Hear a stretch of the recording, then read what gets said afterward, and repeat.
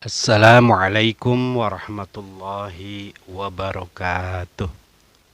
Bismillah, alhamdulillah, wassalatu wassalamu ala rasulillah wa ala alihi wa sahbihi wa mawalah. Amma ba'd. Sahabat Sinar Mentari yang dirahmati Allah subhanahu wa ta'ala. Doa saya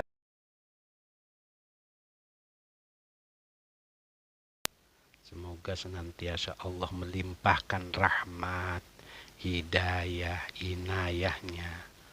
Dan semoga sahabat semua dimurahkan rizkinya, dipermudah segala urusannya, disukseskan segala cita-citanya, dijauhkan dari mara bahaya. Dan semoga senantiasa diberi hidayah, diberi istiqomah untuk beribadah kepada Allah Subhanahu wa Ta'ala. Amin ya Rabbal Alamin. Sahabat Sinar Mentari yang dirahmati Allah Subhanahu wa Ta'ala, banyak cara yang dilakukan oleh kaum muslimin dalam rangka melaksanakan ibadah kurban. Di dalam konten yang lalu saya membahas tentang masalah kurban arisan, karena banyak sekali permasalahan yang terjadi dengan sekitar kurban. Artinya setelah reda masalah urunan kurban dan arisan kurban, kini banyak sekali bermunculan, banyak sekali di media-media sosial, di internet, muncul inovasi baru melaksanakan kurban dengan cara penggalangan dana melalui sarana media online. Penggalangan dana ini memiliki beberapa bentuk. Di antaranya satu dengan menyebut harga hewan kurban. Misalnya di situ disebutkan untuk kambing dipatok seharga Rp2.500.000 per mudhohi. Mudhohi yaitu orang yang berkurban. Jika ada 7 orang yang menyetorkan donasi yang sama, maka awalnya kurban kambing akan diubah menjadi kurban sapi. Yang kedua, ada lagi situs daring sosial media yang tidak menyebut harga hewannya. Di situ semua calon mudhohi bisa menyetor sejumlah dana ke pihak provider. Nah, apa itu provider? Provider itu layanan internet atau sebuah badan yang menjembatani untuk menjadi penghubung sebuah layanan internet. Jadi para mudhohi, para calon-calon mudhohi itu menyetor sejumlah dana ke pihak provider dengan tidak dibatasi jumlahnya. Yang akhirnya pola yang kedua ini menyerupai urunan kurban. Nah, ini apakah sah? Sah atau tidak? Sudah pasti perlu mencermati praktek detailnya seperti apa. Munculnya penggalangan dana online untuk kurban ini sejatinya menyisakan beberapa masalah fikih, yang antara lain proses taukil atau mewakilkan hewan kurban.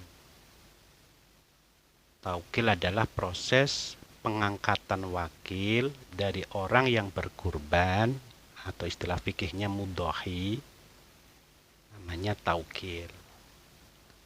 Proses taukil ini biasanya menggunakan sighot, pengangkatan wakil, atau bahasa ujar-ujar.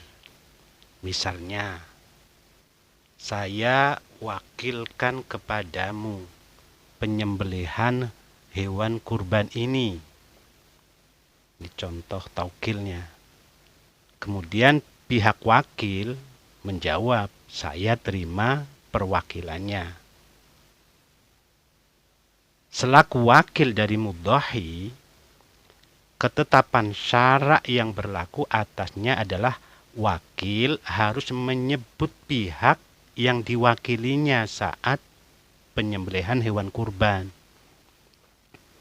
Contohnya, aku berniat menyembelih hewan ini untuk kurbannya si fulan, si titik-titik siapa sebutkan karena Allah Ta'ala. Ketiadaan wakil menyebut peruntukan hewan kurban menjadikan kurban tersebut belum menjadi kurban dari pihak yang diwakilinya, melainkan menjadi hewan kurban secara umum. Karena si muwakil itu tidak disebutkan namanya. Orang yang mewakilkan tidak disebut namanya. Konsekuensinya, pihak wakil harus mengganti hewan kurban tersebut. Karena apa? Karena belum dianggap sah sesuai peruntukannya.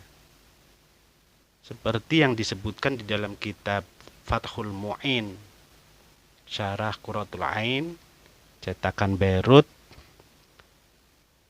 nomor 124 disebutkan yang artinya, ketika seorang wakil bertindak kebalikan dari apa yang telah disebutkan muwakil.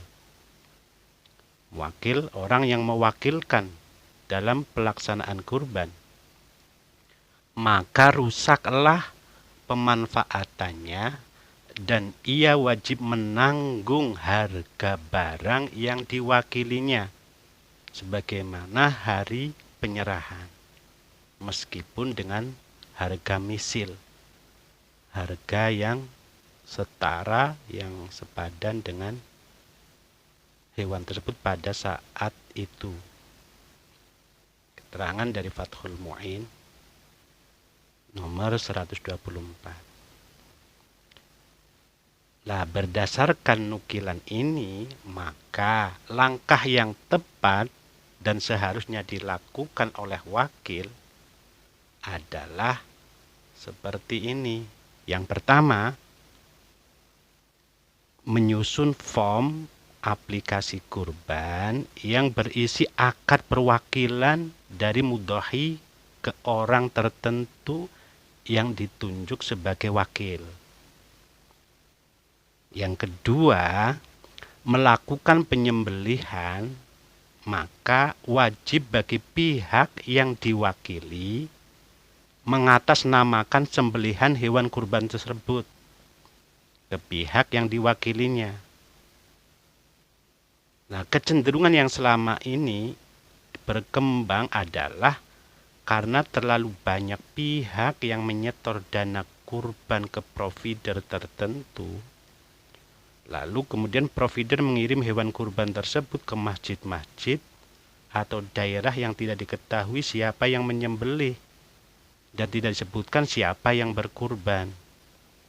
Pokok di sini hewan kurban diserahkan ke masjid ini, ke musola ini. Tidak disebutkan jelas ini kurban si ini kurban untuk si ini. Maka bila terjadi hal semacam itu, maka kurban dari mudhahi menjadi tidak sah. Disebabkan di luar ketentuan ta'yin taukil. Di luar ketentuan menentukan siapa yang mewakilkan. Nah, hal itu juga disebutkan di dalam kitab yang artinya wajib atas wakil mengerjakan sesuatu sesuai dengan yang ditentukan padanya oleh muwakil, baik dari sisi waktu, tempat, jenis, harga, kadar. Misalnya kredit atau kontan, dan lain-lain. Atau setidaknya menyesuaikan terhadap petunjuk yang mendekati atas perkataannya pihak yang mewakilkan atau tradisi ahli wilayah muwakil. Kecuali jika sama sekali tidak diketahui adanya qarinah atau petunjuk yang mendekati ke arah muwakil, maka wajib bagi wakil melakukan pekerjaan yang lebih hati-hati menurut pertimbangannya. Keterangan dari kitab Bughyatul Mustarsyidin, halaman 250, cetakan Darul Fikr Beirut. Sahabat yang dirahmati Allah Subhanahu wa taala. Jadi, berdasarkan keterangan ini seharusnya bagi pihak provider yang menyalurkan hewan kurbannya dalam kondisi belum disembelih ke wilayah lain, hendaknya ia melakukan hal-hal sebagai berikut. Nomor 1, pihak yang ditunjuk wakil oleh muwakil mengangkat wakil lagi atas nama muwakil di tempat baru. Yang kedua, pada setiap hewan kurban yang diserahkan turut disertakan nama hewan kurban tersebut diperuntukkan untuk pihak yang diwakilinya. Ditulis ini kurbannya si A, si B. Seperti itu. Lalu yang ketiga, baik ketentuan nomor 1 dan nomor 2 tadi di atas, atau ketentuan sebelumnya, sebagaimana telah diuraikan di atas tadi, apabila tidak diindahkan oleh wakil mudhohi, maka pihak wakil hakikatnya dia wajib menanggung atas ketidaksahan hewan kurban tersebut sebagai kurban orang yang diwakilinya. Peserta kurban yang menyetor dana tidak cukup untuk membeli seekor kambing kurban. Pada hakikatnya, kasus ini itu menyerupai kasus urunan hewan kurban. Untuk itu, berlaku baginya ketentuan yang berlaku pada hukum urunan kurban. Ketentuan yang berlaku atas urunan hewan kurban ini adalah sebagai berikut. Nomor 1, pihak donatur belum bisa dianggap sebagai mudhohi, orang yang berkurban, karena dia tidak membeli atau menyetorkan uang yang cukup untuk memberi satu hewan untuk dirinya. Nomor 2, batas minimal hewan kurban adalah 1 ekor kambing untuk 1 mudhohi, 1 orang yang berkorban, atau 1 ekor sapi untuk 7 orang mudhohi. Nomor 3, bagi pihak yang menyetor dana yang kurang dari harga kambing, mereka mendapatkan pahala sedekah menurut ketentuan syarat hewan kurban.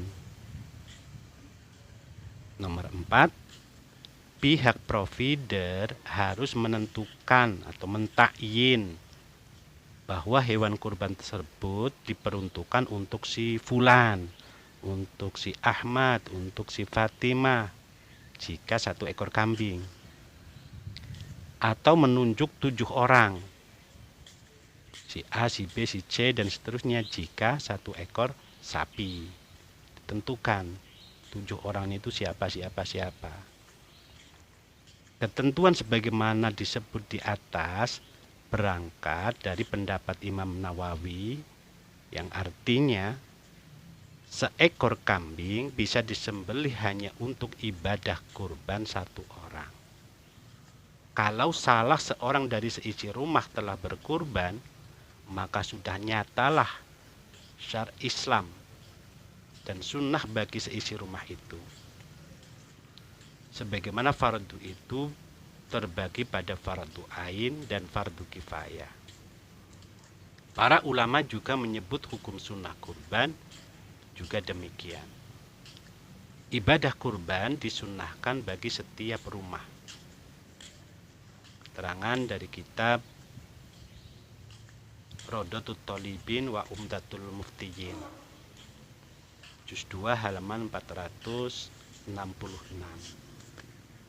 Sahabat Sinar Mentari yang dirahmati Allah Subhanahu wa taala, walhasil setiap ada inovasi baru dalam pemanfaatan teknologi secara tidak langsung membawa pengaruh terhadap praktik umum yang berlaku dalam masyarakat, khususnya yang berkaitan dengan ibadah kurban.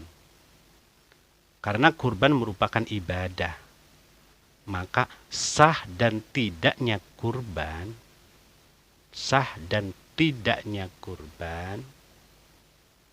perhatikan, jadi karena hal itu bisa juga terjadi, maka untuk menentukan sah dan tidaknya kurban adalah tergantung pada dipenuhi atau tidaknya syarat dan ketentuan dalam ibadah.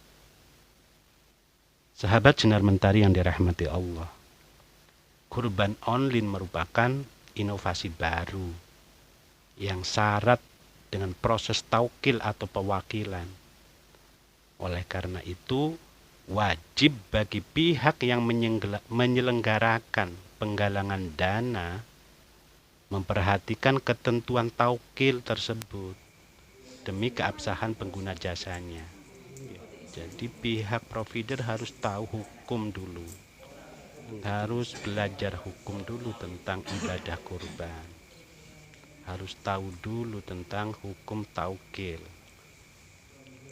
Sebab jika tidak mengindahkan, maka sudah pasti mereka berdosa, karena secara syar'i sembelihan kurban orang yang diwakilinya tidak sah dan provider terkena hukum taklif, wajib menggantinya.